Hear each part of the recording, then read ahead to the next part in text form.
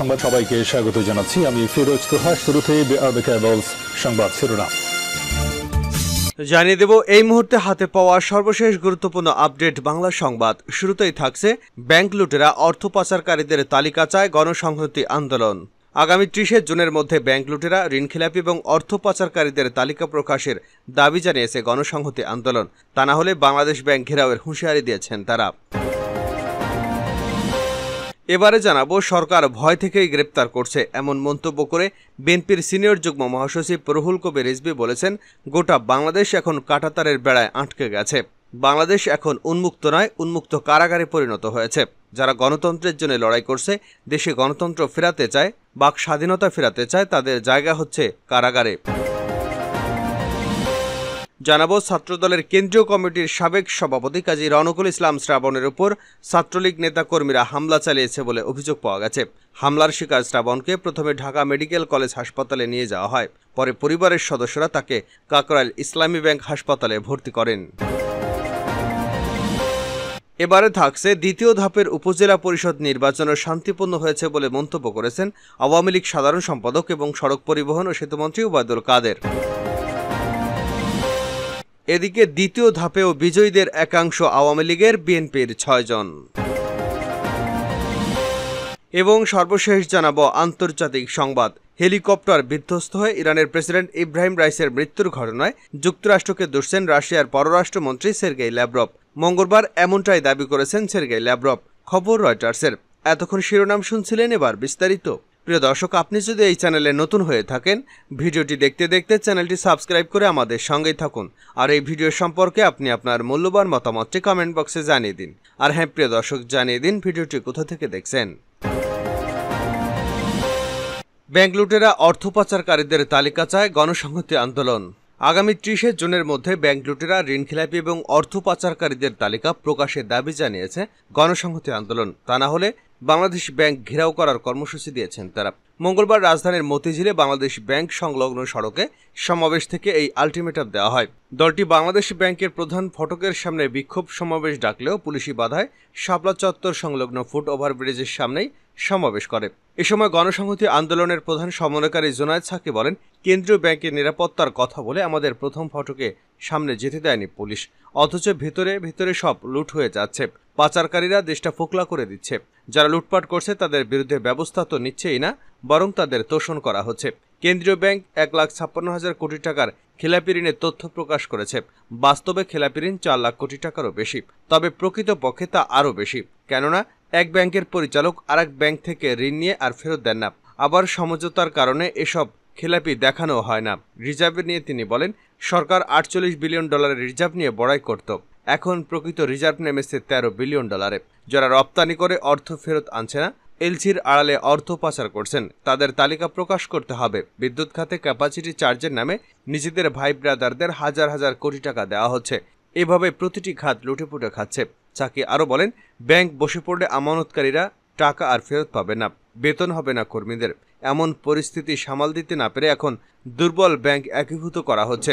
জনগণের সঞ্চিত টাকা লুট করে নিয়ে যাচ্ছে কতিপয় চিহ্নিত লুটেরা। তাদের বিরুদ্ধে ব্যবস্থা না নিয়ে একই ব্যাংকের হাতে একাধিক ব্যাংক দেওয়া হচ্ছে। গোটা বাংলাদেশ এখন কাঁটাতারের বেড়ায় আটকে আছে রিজভী। সরকার ভয় থেকেই গ্রেপ্তার করছে এমন মন্তব্য করে বিএনপির সিনিয়র যুগ্ম মহাসচিব রুহুল কবির রিজভী বলেছেন, গোটা বাংলাদেশ এখন কাঁটাতারের বেড়ায় আটকে আছে। বাংলাদেশ এখন উন্মুক্ত নয়, উন্মুক্ত কারাগারে পরিণত হয়েছে। যারা গণতন্ত্রের জন্য লড়াই করছে, দেশের গণতন্ত্র ফেরাতে চায়, বাক স্বাধীনতার ফেরাতে চায়, তাদের জায়গা হচ্ছে কারাগারে। মঙ্গলবার নয়াপল্টনে বিএনপি নেতা ইশরাক হোসেন সহ নেতাকর্মীদের মুক্তির দাবিতে বিক্ষোভ মিছিল শেষে তিনি এসব কথা বলেন। রিজভী বলেন, যারা চুরি করে, সন্ত্রাসী করে এবং যারা মানুষ খুন করে, তারা সবাই সরকারের লোক, মন্ত্রী, এমপি বা দলের নেতাদের আত্মীয় স্বজন। দেশের সামাজিক অনাচার যারা করছে, তারা ক্ষমতাসীন দলেরই লোক। বাংলাদেশ ব্যাংক থেকে যারা কোটি কোটি ডলার চুরি করেছে, তাদের পুলিশ ধরতে পারছে না। বাংলাদেশ ব্যাংকের টাকা চুরির তদন্তের ঘটনা ৭৮ বার পিছিয়েছে। সাগরণী হত্যাকাণ্ডের তদন্ত পিছিয়েছে ১০৮ বার। অথচ ইশরাকের মতো তরুণ বিদেশে লেখাপড়া করে তার বাবার মতো মানুষের সেবা করতে রাজনীতি করছে, তাকে বিনা অপরাধে গ্রেপ্তার করা হয়েছে। রিজভী আরও বলেন, ছোট ছোট বালুকণা দিয়ে যেমন মহাদেশ তৈরি হয়, তেমনি অচিরেই আমাদের আন্দোলন থেকে প্লাবন তৈরি হবে। এই সরকারকে বিদায় করে নেতাকর্মীদের মুক্ত করতে পারবো ইনশাল্লাহ। ছাত্রদলের সাবেক সভাপতি শ্রাবণের উপর ছাত্রলীগের হামলার অভিযোগ। ছাত্রদলের কেন্দ্রীয় কমিটির সাবেক সভাপতি কাজী রওনকুল ইসলাম শ্রাবণের উপর ছাত্রলীগ নেতাকর্মীরা হামলা চালিয়েছে বলে অভিযোগ পাওয়া গেছে। হামলার শিকার শ্রাবণকে প্রথমে ঢাকা মেডিকেল কলেজ হাসপাতালে নিয়ে যাওয়া হয়। পরে পরিবারের সদস্যরা তাকে কাকরাইলের ইসলামী ব্যাংক হাসপাতালে ভর্তি করেন।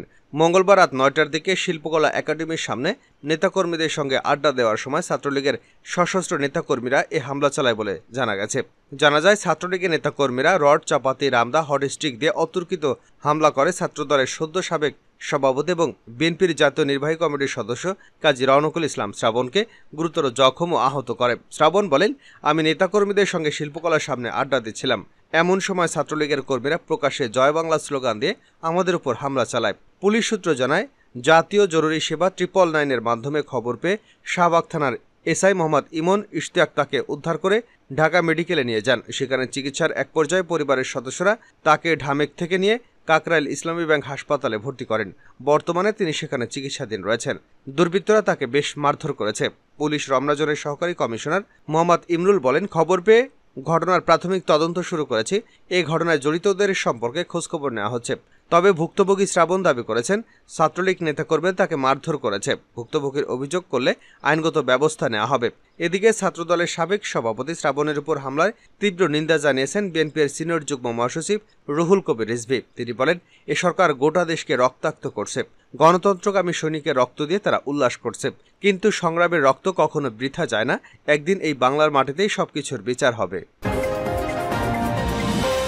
ভোটারের উপস্থিতি মোটামুটি সন্তোষজনক। ওবায়দুল কাদের। দ্বিতীয় ধাপের উপজেলা পরিষদ নির্বাচনও শান্তিপূর্ণ হয়েছে দাবি করে আওয়ামী লীগ সাধারণ সম্পাদক এবং সড়ক পরিবহন ও সেতুমন্ত্রী ওবায়দুল কাদের বলেছেন, বিএনপি সহ সমমনাদের অবিরাম মিথ্যাচার, টিআইবির অপপ্রচার এবং নামিদামি বুদ্ধিজীবীদের মিথ্যাচারে উপজেলা নির্বাচনে ভোটারের উপস্থিতি কম হয়েছে। আরও কিছু নামিদামি বুদ্ধিজীবী আছে, তারাও মিথ্যাচার এবং অপপ্রচার করে ভোটের ব্যাপারে মানুষের আগ্রহ নষ্ট করবার চেষ্টা করেছে। তারপরও আমি মনে করি উপস্থিতি যেটাই হয়েছে আমি খুব ভালো বলবো না, তবে মোটামুটি সন্তোষজনক। মঙ্গলবার বিকেলে আওয়ামী লীগ সভাপতি শেখ হাসিনার ধানমন্ডি রাজনৈতিক কার্যালয়ে আয়োজিত সংবাদ সম্মেলনে তিনি এসব কথা বলেন। ওবায়দুল কাদের বলেন, স্থানীয় সরকার নির্বাচনে আজ বিদ্যমান পরিস্থিতিতে টার্ন আউট নিয়ে আমার মনে হয় বেশি কথা বলার প্রয়োজন নেই। তবে একটা কথা আমরা বলতে পারি, দুটি পর্যায়ে নির্বাচন হয়েছে। এই নির্বাচনে রক্তপাত হবে, খুন খারাপি হবে, মারধর হবে, সংঘাত হবে, কিন্তু শেষ পর্যন্ত কি হলো? শেষ পর্যন্ত কোনো কিছুই হয়নি। নির্বাচন শান্তিপূর্ণ হয়েছে, সেটার জন্য নির্বাচন কমিশন ক্রেডিট দাবি করতেই পারে। এ সময় বিএনপির আমলে দেশে কোনো নির্বাচনই শান্তিপূর্ণ হয়নি বলে মন্তব্য করেন ওবায়দুল কাদের। সাবেক সেনাপ্রধান জেনারেল আজিজ আহমেদের উপর মার্কিন যুক্তরাষ্ট্রের ব্যবস্থার প্রসঙ্গে প্রশ্নের জবাবে ওবায়দুল কাদের বলেন, এ বিষয়টা জেনেছি। পররাষ্ট্র মন্ত্রণালয় যেটা বলেছে, আমাদের মিশনকে আজিজের বিষয়ে অবহিত করা হয়েছে। আজিজের বিরুদ্ধে আসলে যে ব্যবস্থা নেওয়া হয়েছে সেটা ভিসানীতির প্রয়োগ নয়, এটি অ্যাপ্রোপ্রিয়েশন আইনের প্রয়োগ। এটা নিয়ে আমি আর বেশি কিছু বলবো না। রাইসির মৃত্যুর ঘটনায় যুক্তরাষ্ট্রকে দোষছে রাশিয়া। হেলিকপ্টার বিধ্বস্ত হয়ে ইরানের প্রেসিডেন্ট ইব্রাহিম রাইসের মৃত্যুর ঘটনায় যুক্তরাষ্ট্রকে দোষছেন রাশিয়ার পররাষ্ট্রমন্ত্রী সের্গেই ল্যাভরভ। মঙ্গলবার এ মন্তব্য করেন সের্গেই ল্যাভরভ। খবর রয়টার্সের। রাশিয়ার পররাষ্ট্রমন্ত্রী বলেন, যুক্তরাষ্ট্রের নিষেধাজ্ঞার কারণে ইরানের অভ্যন্তরে উড়োজাহাজ চলাচল ব্যবস্থা সংকটের মুখে পড়েছে। হেলিকপ্টার দুর্ঘটনার কারণ হিসেবে রাশিয়ার পররাষ্ট্রমন্ত্রী বলেন, যুক্তরাষ্ট্র তাদের তৈরি করা উড়োজাহাজ বা হেলিকপ্টারের যন্ত্রাংশ ইরানের সরবরাহের উপর নিষেধাজ্ঞা দেয়। এর মধ্য দিয়ে যুক্তরাষ্ট্র মানুষের জীবনকে ঝুঁকির মধ্যে ফেলেছেন। রাইসি যে হেলিকপ্টারটিতে ছিলেন সেটি ছিল যুক্তরাষ্ট্রের তৈরি বেল 212 মডেলের। গত শতকের 70-এর দশকে ইরান এই মডেলের বেশ কয়েকটি হেলিকপ্টার কেনে। 1979 সালে ইসলামী বিপ্লবের মধ্য দিয়ে শাহের পতন ঘটার পরও যুক্তরাষ্ট্রের তৈরি উড়োজাহাজ, হেলিকপ্টার ও যুদ্ধবিমান ব্যবহার করে আসছে ইরান। যুক্তরাষ্ট্র ও বড় বড় কয়েকটি সরবরাহকারী প্রতিষ্ঠান কয়েক দশকের নিষেধাজ্ঞার কারণে ইরানের পক্ষে তাদের এই উড়োজাহাজ বা হেলিকপ্টারের যন্ত্রাংশ পাওয়া বা হালনাগাদ করা কঠিন হয়ে ওঠে। গত রোববার আজারবাইজানের সীমান্তের কাছে দুটি বাঁধ উদ্বোধন করেন প্রেসিডেন্ট রাইসি। এরপর হেলিকপ্টারে চড়ে ইরানের উত্তর পশ্চিমের তারবিজ শহরের দিকে যাচ্ছিলেন তিনি। তার সঙ্গে পররাষ্ট্রমন্ত্রী হোসেন আমির আবদুল্লাহিয়ান সহ আরও বেশ কয়েকজন কর্মকর্তা ছিলেন। তারবিজ থেকে 50 কিলোমিটার দূরে ইরানের পূর্ব আজারবাইজান প্রদেশের জোলফা এলাকার কাছে দুর্ঘটনার কবলে পড়ে তাদের বহনকারী হেলিকপ্টারটি। প্রেসিডেন্টের বহরে মোট 3টি হেলিকপ্টার ছিল। অন্য দুটি হেলিকপ্টার নিরাপদে অবতরণ করলেও ইব্রাহিম রাইসিকে বহনকারী হেলিকপ্টারটি বিধ্বস্ত হয়। নিরাপদে ফেরা হেলিকপ্টারে ছিলেন ইরানের জ্বালানি মন্ত্রী আলী আকবর মেহরাবিয়ান এবং আবাসন ও পরিবহন মন্ত্রী মেহেরদাদ বজরপাশ। সোমবার বিধ্বস্ত হেলিকপ্টারটি শনাক্ত হওয়ার পর তাদের নিহতের বিষয়টি নিশ্চিত করে ইরানের রাষ্ট্রীয় টিভি। 63 বছর বয়সী রাইসিকে সর্বোচ্চ নেতা খামেনির সম্ভাব্য উত্তরসূরি হিসেবে বিবেচনা করা হতো।